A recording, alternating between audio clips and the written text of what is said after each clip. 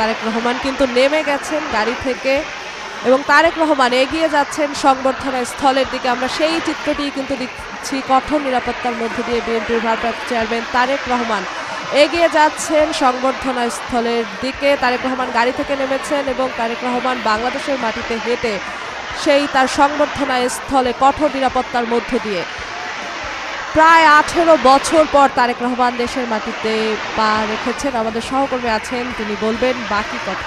আপনার প্রিয় কাপড়ের যত্নে এলো এনজাইম সমৃদ্ধ Arik silver wash detergent powder 500 গ্রাম মাত্র 70 টাকা। প্রিমার্ক।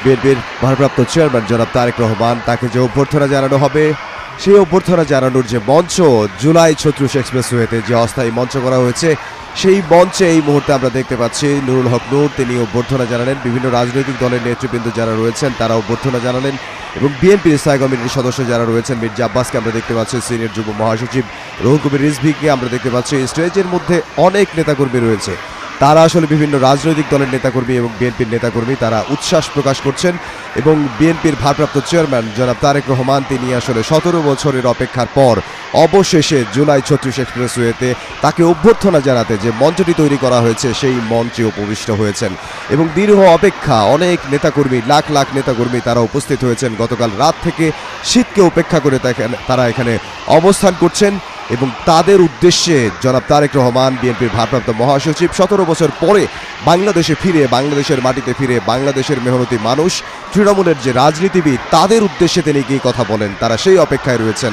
তাদের অপেক্ষার অবসান হতে যাচ্ছে। আমরা দেখতে পাচ্ছি বিএনপি মহাসচিব মির্জা ফখরুল ইসলাম আলমগীর এবং বিএনপির অন্যান্য নেতাকর্মী যারা রয়েছেন তারাও স্টেজে উপস্থিত হয়েছেন এবং আমরা সেটি দেখতে পাচ্ছি বিএনপি মহাসচিব এবং এর পাশে বিএনপির সিনিয়র যুগ্ম মহাসচিব রুহুল কবির রিজভী এবং বিএনপির ভারপ্রাপ্ত চেয়ারম্যান, তিনি আসলে হাত নেড়ে সেই অভিবাদনের জবাব দিচ্ছেন।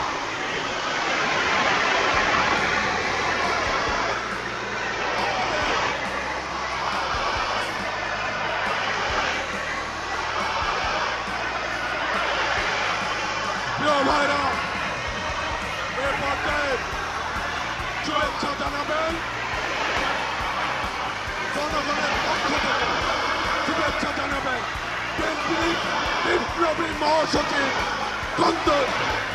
মির্জা ফখরুল ইসলাম আলমগীর এ পর্যায়ে শুভেচ্ছা জানাবেন জনগণের পক্ষ থেকে।